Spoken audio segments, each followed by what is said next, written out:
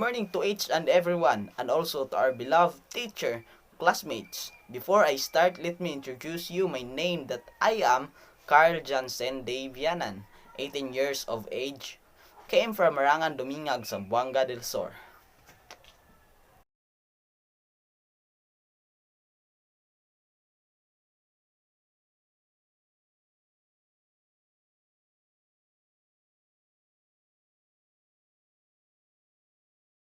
Sigmund Freud, that the self is multi-layered. And Sigmund Freud, the father of psychoanalysis, was a psychologist, medical doctor, psychologist and influential thinker of the early 20th century, working initially in close collaboration with Joseph Breuer. Freud elaborated the theory that the mind is a complex energy system, the structural investigations of which is the proper province of psychology. And he articulated and refined the concepts of the unconscious, infantile, sexuality and repression, and proposed a tripartite account of the mind structure, all as part of the radically new conceptual and therapeutic frame of reference for the understanding of human psychological development and the treatment of abnormal mental condition.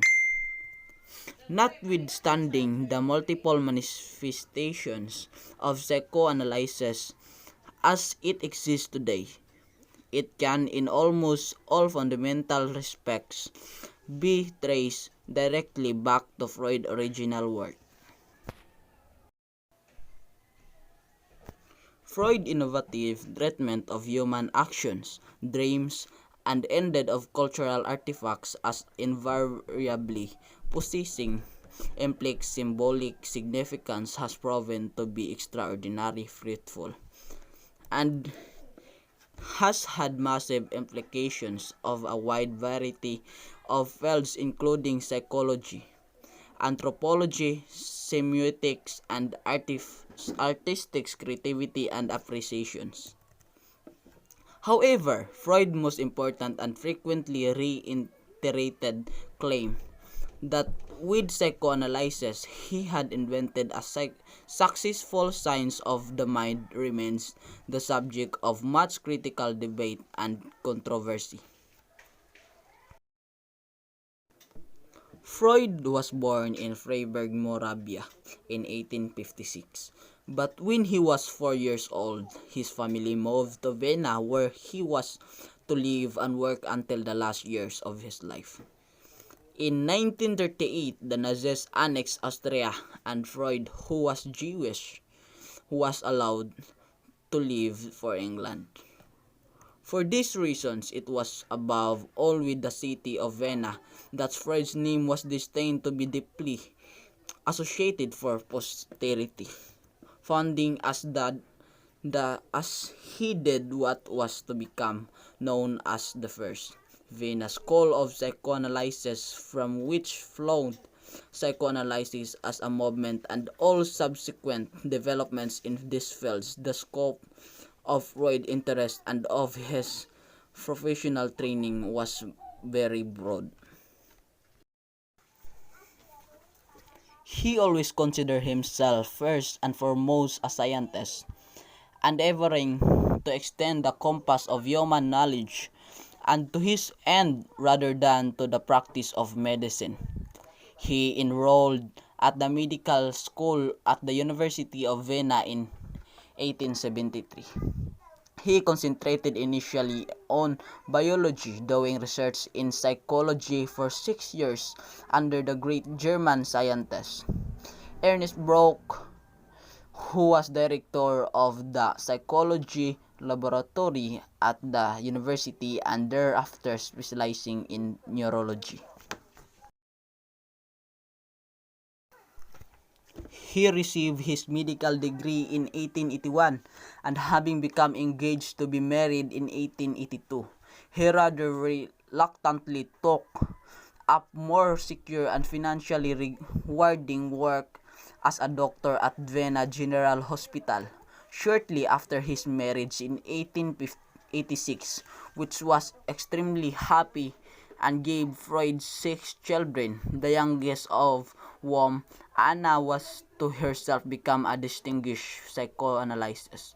Freud set up a private practice in the treatment of psychological disorders, which gave him much of the clinical material that he based his theories and pioneering techniques on.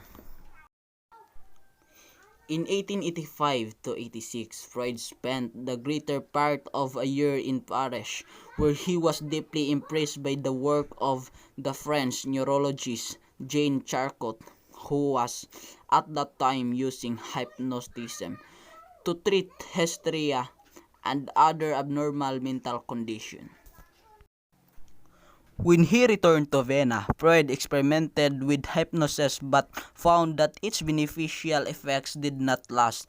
At this point, he decided to adopt instead a method suggested by the work of an order Venice College and friend Joseph Breuer, who had discovered that when he encouraged an hysterical patient to talk uninhibitedly about the earliest occurrences of the symptoms, they sometimes gradually evaded. Working with Breuer, Freud formulated and developed the idea that many neuroses, phobias, hysterical paralysis, and pains, some forms of paranoia, and so forth, had their origin in deeply traumatic experiences which had occurred in the patient past but which were now forgotten, hidden from consciousness. The treatment was to enable the patient to recall the experience to consciousness, to confront it in a deep way both intellectually and emotionally, and in thus discharging it, to remove the underlying psychological causes of the neurotic symptoms. This technique and the theory from which it is derived was given its classified expression in Studies in Hysteria, jointly published by Freud and Breuer in 1895. A fundamental idea in Freud's perspective on the human person is the unconscious, which he described as the level of human functioning that contains the basic instinctual drives that seek immediate gratification as well as unfulfilled wishes that have been repressed. Freud refers to dreams, slips of the tongue, and neurotic behavior as evidence to the existence of his level. Thanks for watching. Have a good day.